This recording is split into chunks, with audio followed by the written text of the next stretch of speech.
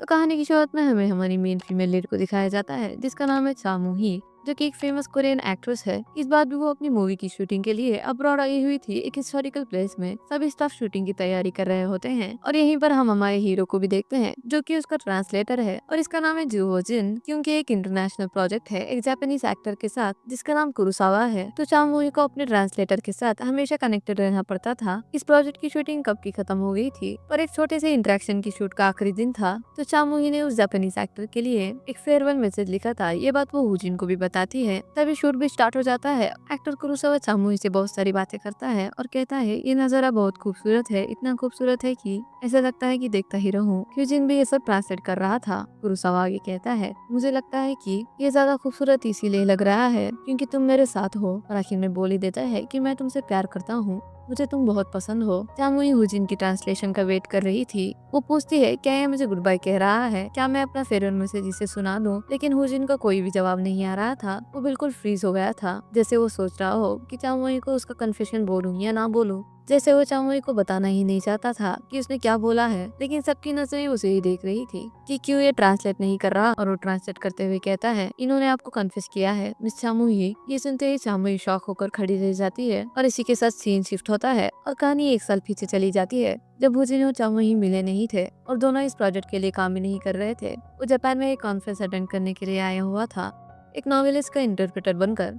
वो एक बहुत अच्छा इंटरप्रेटर था। उसे बहुत सारी लैंग्वेजेस भी आती थी जैसे कि जापानीज, इटालियन, चाइनीज, इंग्लिश और भी बहुत। यूजिन उस ऑथर की बातों को बहुत अच्छे से जापानीज में ट्रांसलेट कर रहा था, जबकि उस ऑथर ने दो कैरेक्टर्स के नाम भी मिक्स कर दिए थे। कॉन्फ्रेंस के खत्म होने के बाद ऑथर उसे थैंक्स करते हैं। लग रहा था कि वो दोनों एक दूसरे को बहुत अच्छे से जानते हैं। वो उसे गिफ्ट देते हुए डिनर के लिए भी बुलाते हैं। तो वो बोलता है मुझे जरूरी काम से कहीं जाना है, लेकिन उन्हें लगता है कि वो डेट पर जा रहा है। तो उसे बोलने लगते हैं अगर तुम डेट पर जा रहे हो तो मैंने जो गिफ्ट में स्वीट्स दिए हैं उसे भी जरूर खिलाना। इस बात पर यूजिन हंसने लगता है। अब यूजिन कहीं पर जा रहा था, उसी जगह पर चामुई भी थी। दोनों एक दूसरे से बहुत बार टकराते हैं, लेकिन तब वो एक दूसरे को जानते नहीं थे। दोनों एक ही ट्रेन में होते हैं। यहाँ पर यूजिन को अपनी पुरानी यादें आने लगती हैं। एक लड़की की लग रहा था कि वो उसका फर्स्ट क्रश थी, जबकि दूसरी तरफ चामुई एक इंस्टा का पोस्ट देख रही थी और उस पोस्ट में जो रेस्टोरेंट दिख रहा था वहीं पहुंच जाती है। एक्चुअली वो अपने बॉयफ्रेंड को ढूंढते हुए आई थी क्योंकि उसके बॉयफ्रेंड ने अचानक से उससे ब्रेकअप कर लिया था और डिसअपियर हो गया था एक जापानीज लड़की की वजह से जो कि इस रेस्टोरेंट में काम करती है। और उसकी इंस्टा पोस्ट को देखकर वो यहाँ आई थी उससे बात करने के लिए। उसे जापानीज नहीं आती थी तो एक ट्रांसलेशन ऐप जिसका नाम पापागो है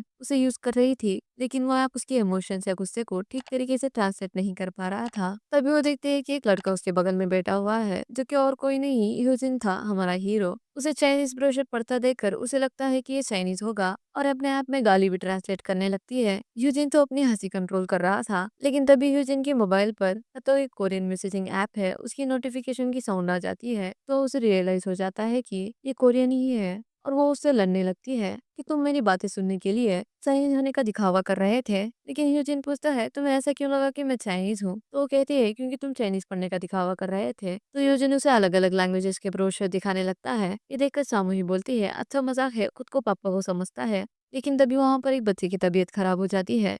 उस बच्चे को किसी चीज से एलर्जी थी जो उसने खा लिया था। वो टूरिस्ट इसलिए से उन्हें जापानीज नहीं आती थी, तो यूजिन उनकी मदद करता है एम्बुलेंस बुलाने में और एम्बुलेंस तक छोड़ने भी जा रहा था कि सामान को चामू ही सामान लेती है। यूजिन उन्हें एम्बुलेंस तक छोड़ते हुए अपना नंबर भी देता है कि अगर हॉस्पिटल में आपको इंटरप्रिटेशन की जरूरत पड़े तो आप मुझे कांटेक्ट कर सकती हैं। जब वो वापस आता है तो चामुई उसका बैग लेकर वेट कर रही थी। जूनियर उसे थैंक्स बोलकर जाने लगता है, लेकिन चामुई उसे रोकते हुए कहती है प्लीज मेरे ट्रांसलेटर बनकर मेरी मदद कर दो, तुमने सब कुछ सुन लिया है। वो गाली भी, लेकिन यूजिन कहता है मैं तुम्हारे और तुम्हारे बॉयफ्रेंड के बीच में नहीं पड़ना चाहता और अपना बैग छीनते हुए जाने लगता है। तो वो उसके सामने आ जाती है और बोलती है प्लीज मेरी मदद कर दो, अगर वो मुझे पापा को से रिजेक्ट करेगा तो मुझे और भी बुरा लग जाएगा। तो वो मान जाता है, लेकिन कहता है मैं गालियां नहीं ट्रांसलेट करूंगा। अब दोनों अंदर जाते हैं और यूजिन उस लड़की की बात को ट्रांसलेट करता है कि किम यूजिन जो कि चांगुई का एक्स बॉयफ्रेंड है यहाँ नहीं है और वो टोक्यो गया है। वो उससे किम यूजिन कब आएगा ये पूछने को कहती है। तो वो लड़की इस बात पर कहती है कि आप उसकी गर्लफ्रेंड से पूछ लीजिए। तो तब पता चलता है इतनी देर से जिसे वो लवर समझ रहे थे एक्चुअली वो नहीं थी। अंदर से एक और लड़की निकलती है। चामुही की तो पूरे हवाएं यहीं उड़ जाती है। वो पूछते हैं तो पता चलता है कि वो 7 मंथ से प्रेग्नेंट है, जबकि किम यूजिन ने उसे 3 महीने पहले ब्रेकअप किया था। इसका मतलब एक ही निकलता है, उसने चामुई पर चीट किया था। चामुई बिना कुछ बोले रेस्टोरेंट से बाहर चली जाती है, लेकिन वो लड़की यूजिन को रोकती है और कुछ कहने लगती है। यूजिन जब बाहर आता है तो देखता है चामुई गुस्से में भरी उसकी एक्स को गालियां दे रही थी। चीटर, मैं तुझे श्राप देती हूँ कि तुझे कीड़े पड़े। तो यूजिन उसे रोकते हुए इस लड़की का मैसेज देने लगता है, जहाँ वो लड़की बता रही थी कि मेरे बच्चे का बाप यूजिन नहीं है, मेरा एक्स हस्बैंड है। यूजिन ने मेरे तरफ हाथ बढ़ाया तो मैंने उसे रोका नहीं, और कहती है अगर चामुई उसके पास लौटना चाहती है तो मैं उसे रोकूंगी नहीं। तो इस बात पर चामुई पूछती है ये चाहती क्या है। यूजिन उसे बताता है कि उसका एक्स चीटर नहीं है, वो बस उस लड़की से प्यार करता है। चामुई फिर से उस लड़की से बात करना चाहती थी, लेकिन यूजिन नहीं आ रहा था और कहता है गुस्से में तोड़फोड़ करने के लिए ट्रांसलेशन यानी कि मेरी जरूरत नहीं है, बस एक छोटा सा इशारा ही तो करना है, और जाने लगता है। चामुई बोलती है तुमने तो मुझे ही विलन बना दिया, उसका प्यार प्यार और मेरा क्या। उसने अचानक से ब्रेकअप कर लिया और चला गया, वो ऐसा पहले भी कर चुका है, मुझे लगा कि वो वापस आ जाएगा। और कहती है प्लीज मेरी इज्जत से ब्रेकअप करने में मदद करो। यूजिन उसका उतरा हुआ चेहरा देखकर मान जाता है। उधर वो लड़की किम यूजिन से बात कर रही थी, लेकिन वो चामुही के बारे में कुछ नहीं बताती और उल्टा उसे आज रात नहीं कल आने को बोल रही थी। तभी वो दोनों फिर से आ जाते हैं। चामुही उससे पूछने के लिए बोलती है कि जब हम डेट कर रहे थे तब वो हमेशा 1 वीक या उससे ज्यादा टाइम तक गायब रहता था, क्या वो उस टाइम आपके पास था।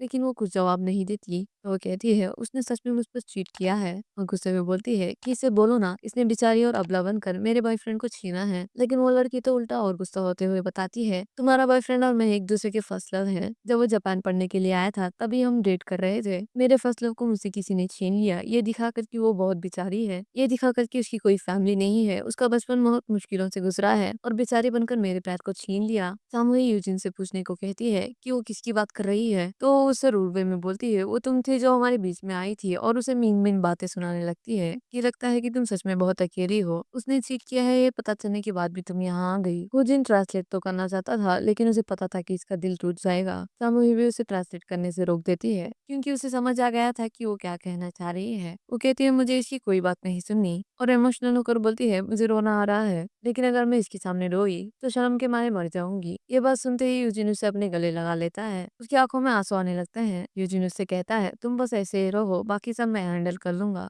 और उस प्रेग्नेंट लड़की को बोलता है कि आपको कोई मिसअंडरस्टैंडिंग हुई है, हम दोनों तो एक दूसरे के साथ ट्रैवल कर रहे थे, हम तो सिर्फ आपको ग्रीट करने के लिए आए थे, इवन कि आपके लिए गिफ्ट भी लेकर आए थे। और वो ऑथर का गिफ्ट इसे दे देता है और कहता है आपने तो खामखा उसे रूड होकर सुना दिया। यूजिन चामुई का हाथ पकड़कर उसे ले जा रहा था, लेकिन चामुई मुड़कर उस लड़की को मिडिल फिंगर दिखाती है और दोनों बाहर आ जाते हैं। वो बाहर आकर यूजिन का शुक्रिया करती है कि तुमने मुझे ह्यूमिलिएट होने से बचा लिया, और पूछती है कि क्या वो गिफ्ट एक्सपेंसिव था, क्या मैं पैसे दूं। लेकिन वो बोलता है उसकी कोई जरूरत नहीं, मुझे भी किसी ने दिया था। चामुई उसे लंच करवाने की बात करती है, लेकिन यूजिन मना कर देता है और दोनों अपने अपने रास्ते वापस चले जाते हैं। रास्ते में वो अपने लिए कुछ खाने के लिए लेकर जा रही थी, लेकिन तभी उसके पॉकेट से फोन रिंग करने लगता है, जो कि उसका नहीं था, यूजिन का था। जब वो उसका सामान लिए वेट कर रही थी तो वो उसे फोन लौटाना भूल गई थी। वो भागते हुए वापस जाती है और उसे रोककर उसको फोन देती है। ये कॉल उस इटालियन लेडी का था जिसके बच्चे की आज उसने मदद की थी। वो उसे थैंक्स करना चाहती थी और बताती है कि उनका बेटा अब ठीक है,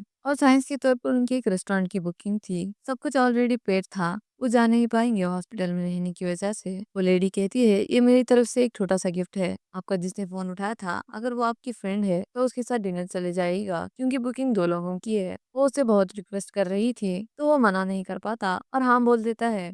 और रिजर्वेशन 7 बजे की थी, तो वो सोचते हैं कि क्यों ना थोड़ा बहुत घूम लिया जाए। अब वो साथ में आउटिंग करने लगते हैं। यूजिन भी उसे अपना इंट्रो देता है और चामुई भी अपने बारे में बताती है कि मैं एक एक्ट्रेस हूँ, और अपनी मूवीज की प्रोफाइल दिखाने लगती है।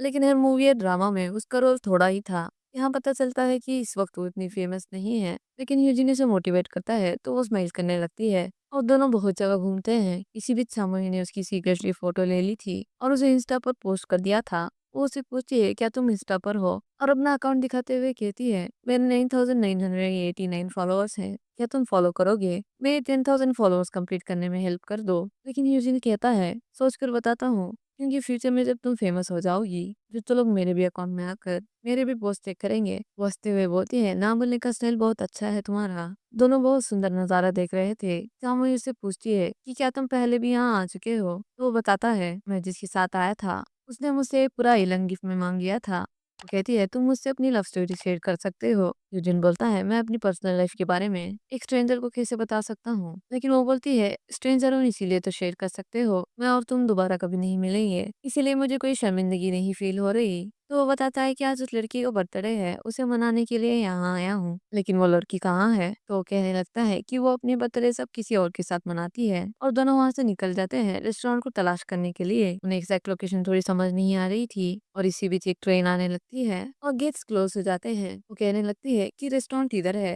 कहती है, अगर मैंने रेस्टोरेंट ढूंढ लिया तो तुम्हें मुझे फॉलो करना होगा। वो कहता है, 10,000 फॉलोअर्स कंप्लीट करना क्या इतना जरूरी है, और स्माइल करने लगता है। तभी खड़े खड़े उसे एक कॉल आ जाती है। उसे किसी पर्सन को तलाश करने के लिए जाना था, जो कि उसी पॉइंट के आसपास था जहाँ से वो आउटिंग करके आ रहे थे। तभी चामुही किसी से रेस्टोरेंट का पता पूछ लेती है, वो इसी तरफ था। लेकिन यूजिन उसे बताता है कि आज जिसका बर्थडे है वो इसी आइलैंड पर घूमने आई है।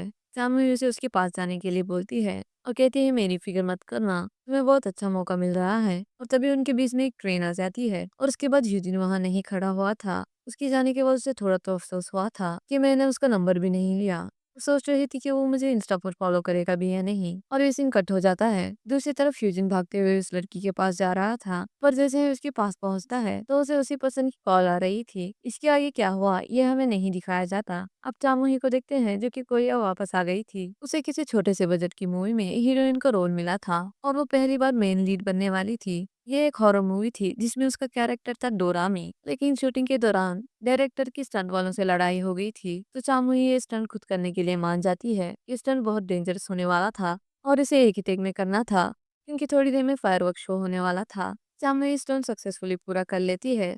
सभी खुश हो रहे थे और उसे ऊपर खींचा जा रहा था, लेकिन तभी उसकी हालत टूट जाती है और वो नीचे गिरने लगती है। तभी फायरवर्क्स भी स्टार्ट हो जाते हैं। उसे लग रहा था कि जैसे ही उसकी मरने की खुशी में हो रहा हो। अब वो अपनी आंखें बंद कर लेती है, ये सोचते हुए कि अब वो कभी नहीं खुलेंगी। लेकिन उसकी आंखें खुलती हैं सीधा हॉस्पिटल बेड पर, जहाँ पर बहुत सारे डॉक्टर्स और स्टाफ उसके सामने खड़े हुए थे। उन्हें उसकी होश में आने की बहुत खुशी थी, और इसी के साथ जगह जगह मीडिया ब्रीफिंग भी स्टार्ट हो जाती है कि मिस चा द क्वाइट वुमन मूवी की शूटिंग के दौरान रूफटॉप से गिरने की वजह से कोमा में थी। अब उन्हें फाइनली 6 महीनों के बाद होश आ गया है। वो ना सिर्फ कोरिया में बल्कि बहुत सारे कंट्रीज में भी फेमस हो चुकी थी। डोरामी का कैरेक्टर बहुत हिट हो गया था। वो वाकई में एक सेलिब्रिटी बन चुकी थी, एक लीड एक्ट्रेस। जो भी उसके सपने थे वो सारे पूरे हो चुके थे। लोग उसके आगे पीछे घूम रहे थे। उसका हॉस्पिटल रूम गिफ्ट से भर जाता है। वो सोच रही थी कि मैंने सिर्फ एक पल के लिए आंखें बंद की थी, पर आंखें खुलने पर मेरी पूरी जिंदगी बदल चुकी है। वो खुश थी कि आज पहली बार लोग उसके लिए जश्न मना रहे हैं, और उसकी होश में आने की ये खबर हमारा हीरो यूजिन भी देख रहा था। और इसी के साथ ये एपिसोड यहीं पर खत्म हो जाता है। नेक्स्ट एपिसोड के लिए सब्सक्राइब करना ना भूलें।